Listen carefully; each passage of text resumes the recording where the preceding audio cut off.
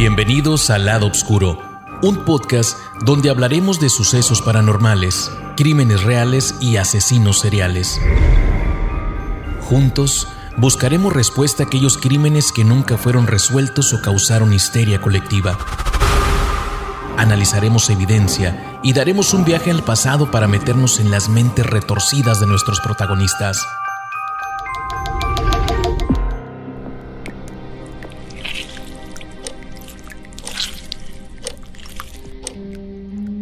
Algunas historias se escriben con tinta, otras con sangre. Esta fue firmada con locura. Un hombre, 6 cuerpos y litros de horror.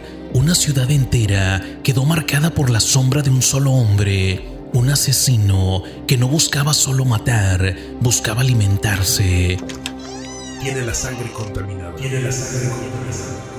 En la ciudad de Sacramento, a finales de los años 70, un joven trastornado, convencido de que su sangre se estaba pudriendo, inició una serie de crímenes que estremecieron a todo California. Violación, canibalismo, vampirismo. Esto no es una película de horror, es real, y su autor fue bautizado por la prensa como el vampiro de Sacramento. Me quieren envenenar. Era joven, delgado, con una mirada perdida en el vacío.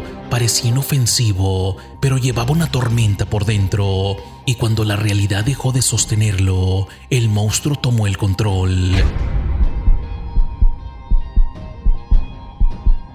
Yo soy Marcos García, tu guía en este viaje a través del lado oscuro, un podcast donde desenterramos los secretos más oscuros de los asesinos seriales que han acechado en las sombras de la historia. Y hoy te llevamos al interior de la mente del hombre que bebía sangre humana, y todo esto para no morir. Richard Trenton Chase, el vampiro de Sacramento. Richard Trenton Chase, a killer with a lust for blood who would become known as the Vampire of Sacramento. He wants to explore the body. He wants to drink her blood.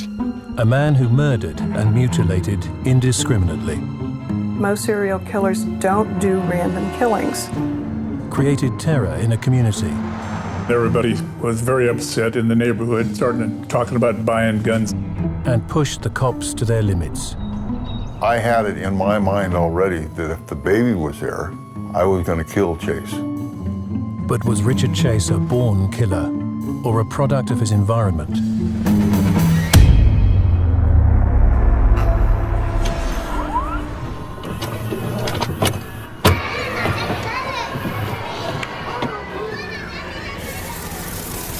Richard Trenton Chase nació el 23 de mayo de 1950 en Sacramento, California. Su infancia, al menos desde afuera, parecía común. Tenía una familia de clase media, una casa, una escuela y vecinos. Pero dentro del hogar, las cosas eran distintas. Su padre era estricto, autoritario y no mostraba afecto. Su madre, emocionalmente inestable, pasaba largos periodos sumida en paranoias y crisis nerviosas. Desde muy pequeño, Richard comenzó a mostrar señales que preocupaban. Mojaba la cama, más allá de la edad típica, mataba pequeños animales sin remordimiento y le fascinaba el fuego. Esta combinación, tristemente conocida como la triada homicida, ya daba pistas de un patrón que más tarde se convertiría en una tragedia. Durante su adolescencia, su comportamiento se volvió cada vez más errático. Tenía problemas para relacionarse, hablaba solo y desarrolló ideas extrañas sobre su cuerpo. Decía que su corazón dejaba de latir por momentos, que alguien le robaba la sangre y que sus huesos cambiaban de lugar. A pesar de esto, logró graduarse de la secundaria. Incluso asistió por un breve tiempo al American River College. Pero su mente ya había cruzado un umbral. Tomaba drogas, especialmente LSD, y consumía alcohol de forma compulsiva. Estas sustancias lejos de apagar sus delirios, los intensificaron.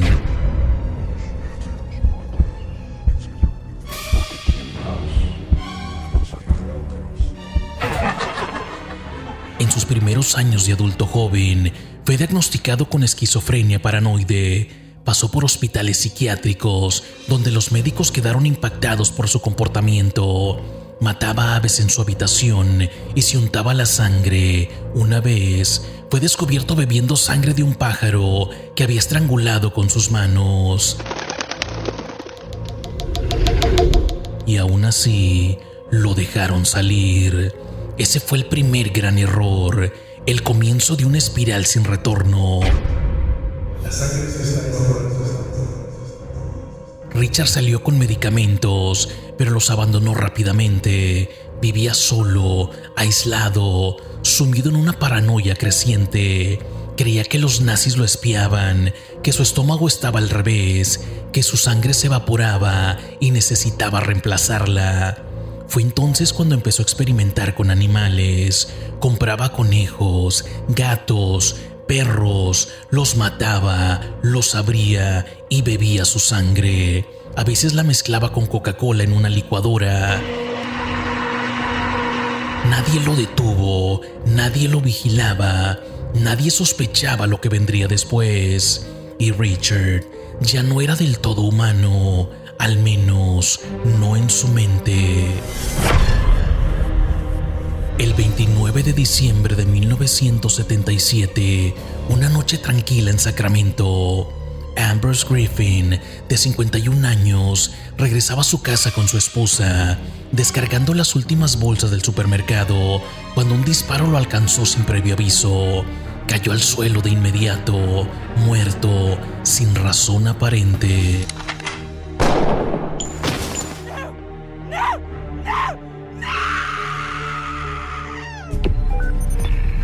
What's your emergency? Los vecinos llamaron al 911, pensaron que era un accidente, una bala perdida. Nadie imaginó que ese disparo había sido parte de algo más grande, un experimento sin sentido en la mente de Richard Chase.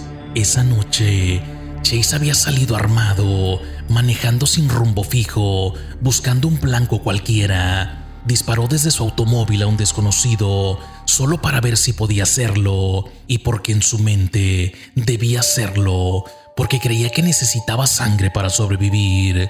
Después del asesinato de Griffin, regresó a su casa. No sintió culpa ni terror, solo frustración.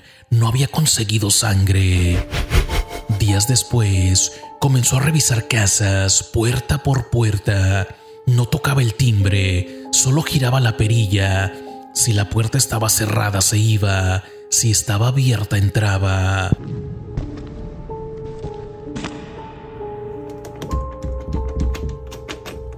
Ese detalle marcó su lógica retorcida. Si la puerta estaba abierta, era una señal de permiso, era bienvenido. El mundo le estaba diciendo que podía entrar, y así lo haría.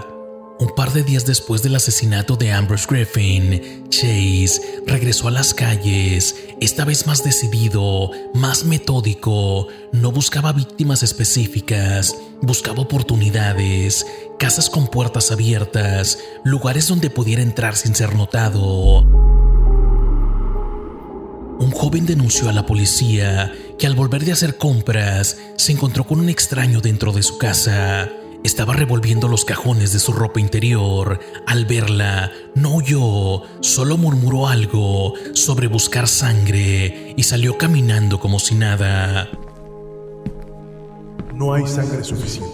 No hay sangre suficiente.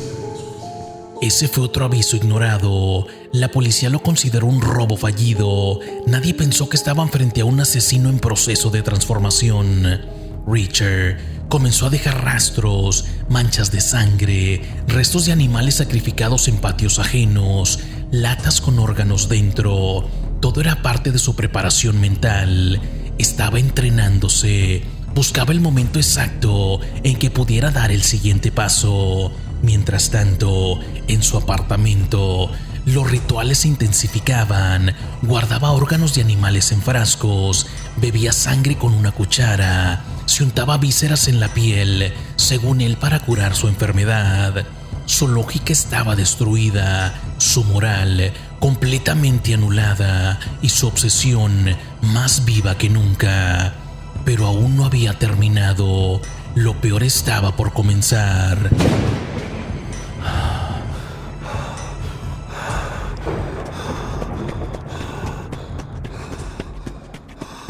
El 23 de mayo de 1978, Chase encontró una puerta abierta. La casa pertenecía a Teresa Walling, una joven de 22 años. Estaba embarazada de 3 meses, había salido a tirar la basura y cuando volvió ya no estaba sola. Richard entró sin hacer ruido. Llevaba una pistola, un cuchillo y una caja con bolsas plásticas. Le disparó a Teresa en el pasillo. Luego arrastró su cuerpo hacia la recámara. No era un robo, no era una pelea, era un ritual. Chase abrió el cuerpo de la joven con cortes largos, desordenados pero profundos. Le extrajo órganos internos y los colocó meticulosamente sobre periódicos que había traído consigo. Luego se inclinó sobre ella, recogiendo la sangre en una lata de yogur vacía. Bebió, saboreó, como si esa sangre fuese medicina. La escena se volvió aún más macabra. Colocó vísceras sobre el suelo en patrones confusos. Se masturbó junto al cadáver. Luego, sin limpiar nada, sin ocultar rastros, salió por la misma puerta por la que entró, dejando atrás un escenario salido de una pesadilla quirúrgica. Cuando la policía llegó, la escena era indescriptible. Había sangre en las paredes, huellas en las alfombras y fragmentos de órganos fuera del cuerpo. No se trataba de un homicidio común, era una declaración, una perversión absoluta del cuerpo humano. Y ni siquiera había pasado una semana. 4 días después, cometió el crimen más brutal. Entró a la casa de Emily Merritt, de 38 años. En el lugar estaba su hijo Jason, de 6 años, su sobrino David, de 22 meses, y su amigo Dan Meredith, de 52 años. Dan fue el primero. Recibió un disparo en la cabeza apenas abrió la puerta. Cayó hacia atrás y Chase le robó las llaves del auto. Luego fue directo hacia Evelyn. Estaba en el baño, bañando al pequeño David. Ella apenas tuvo tiempo de gritar.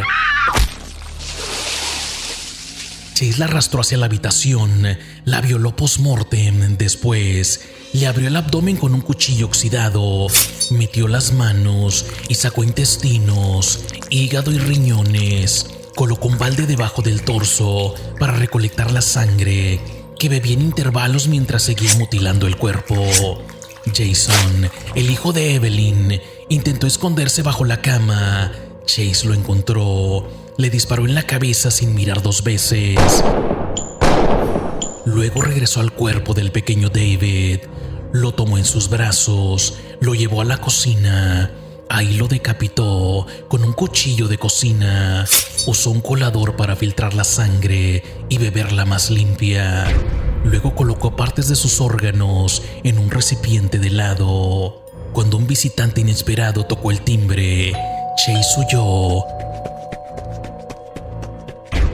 Dejó una escena indescriptible. La policía encontró rastros de canibalismo, necrofilia, sangre en cada habitación y el cuerpo de Evelyn completamente vacío, como un envase abandonado. Ahora tengo suficiente. Ahora tengo suficiente. Con ese último acto, Richard Chase había cruzado toda línea imaginable. No era solo un asesino serial, era un ser que había dejado atrás toda lógica humana. El horror ya no tenía rostro, tenía nombre y Sacramento nunca volvió a ser la misma ciudad.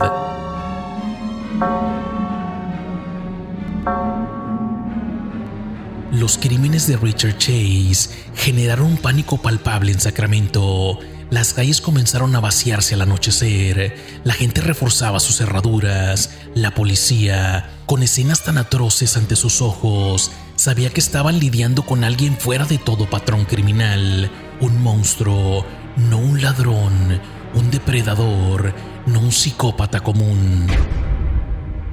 El punto de quiebre vino gracias a un testimonio clave. Una mujer joven que vivía cerca del vecindario de Evelyn vio un hombre extraño merodeando las casas días antes del asesinato. Describió a Chase con precisión. La policía comparó ese retrato con un registro de antecedentes y encontró su nombre. Richard Trenton Chase tenía historial psiquiátrico.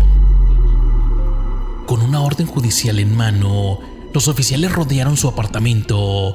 Él no ofreció resistencia. Salió con la misma calma con la que había dejado cada escena de crimen. Pero dentro de su apartamento, el horror seguía vivo.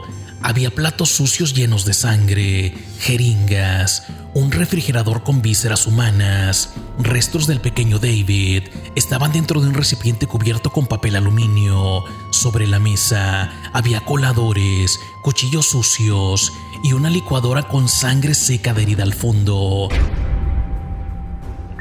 Tenemos un 10-15, sospechoso bajo custodia.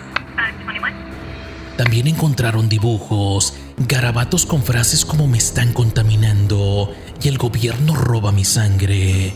La alfombra tenía huellas impresas de sus zapatos, las mismas que se encontraron en las escenas del crimen. Durante el juicio, que comenzó en enero de 1979, el debate no fue si Chase había cometido los asesinatos, sino si estaba acuerdo al momento de hacerlo. Su defensa alegó locura, apoyándose en años de diagnósticos de esquizofrenia y paranoia severa, pero los fiscales argumentaron que su preparación, su cálculo y su capacidad para oír y ocultar evidencia demostraban que era consciente de sus actos. El testimonio de los forenses estremeció a la sala. Describieron las mutilaciones, los vaciados de órganos, el consumo de sangre. Chase se sentaba casi sin moverse, con los ojos fijos al vacío. A veces sonreía levemente, como si lo que escuchara no fuera sobre él, sino sobre otra persona. Al final del juicio, el jurado lo declaró culpable de 6 cargos de asesinato en primer grado. Fue condenado a muerte en la cámara de gas. El acusado es sentenciado a muerte. Within 10 days, Richard Chase will be taken from the jail here to San Quentin State Prison, where he will be housed on Condemned Row. Fue trasladado a la prisión estatal de San Quintín. Ahí, los demás reclusos lo evitaban. Algunos le temían, otros querían verlo muerto. Chase pasaba días escribiendo cartas confusas, hablando de conspiraciones alienígenas y solicitando sangre fresca a través del correo. En diciembre de 1980, fue encontrado muerto en su celda. Se había suicidado con una sobredosis de medicamentos que había acumulado lentamente. Y así terminó la vida del vampiro de Sacramento. No en una cámara de gas, no con un grito, sino en silencio, solo, en una celda donde el monstruo finalmente se devoró a sí mismo.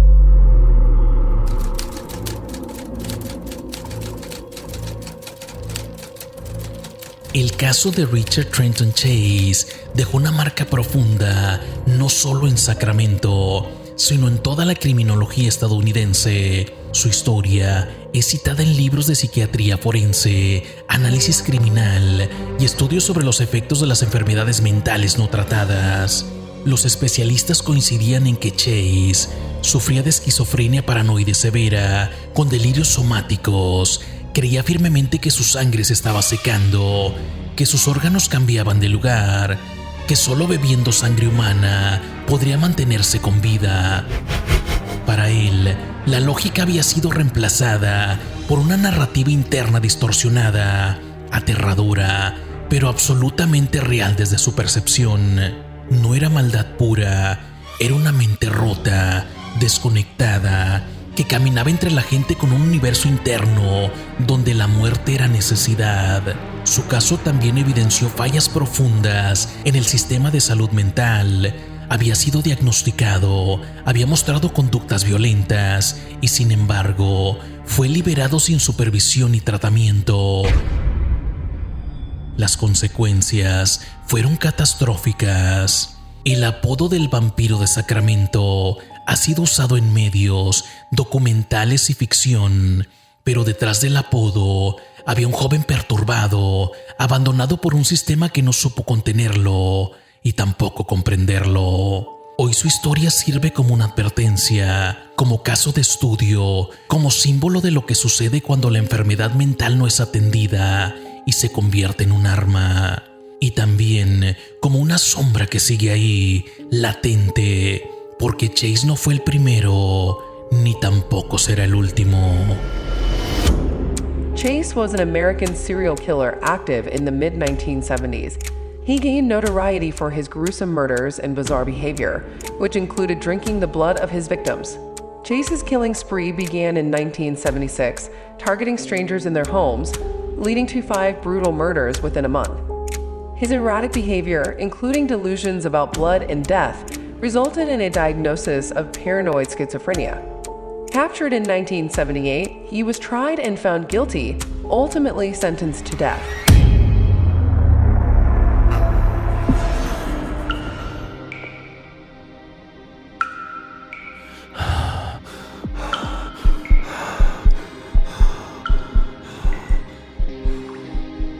El horror no siempre se esconde en la oscuridad.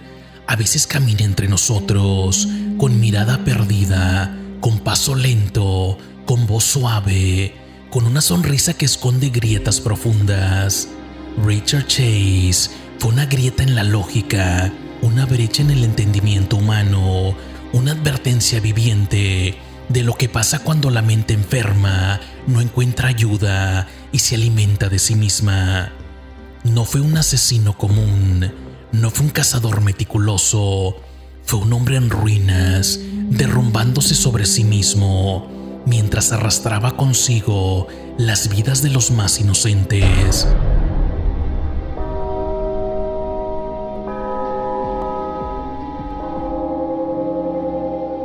Me quieren envenenar. Tiene la sangre contaminada.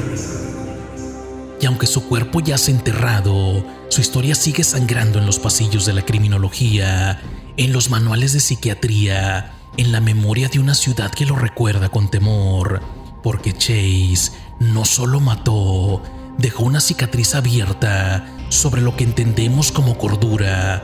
Demostró que el verdadero terror no viene de afuera, sino desde lo más adentro. Si algo nos deja este caso, es una verdad incómoda, que los monstruos no siempre nacen, a veces se construyen con descuido, abandono y silencio. Si te ha gustado este episodio, no olvides suscribirte para más relatos escalofriantes del lado oscuro. Deja tus comentarios y comparte con aquellos que, al igual que tú, sienten una fascinación por lo desconocido. Yo soy Marcos García. Te espero en nuestro próximo encuentro en el lado oscuro, donde las historias nunca terminan y los ecos del pasado continúan resonando. Hasta entonces, manténganse seguros y recuerden que todos podemos esconder un lado oscuro.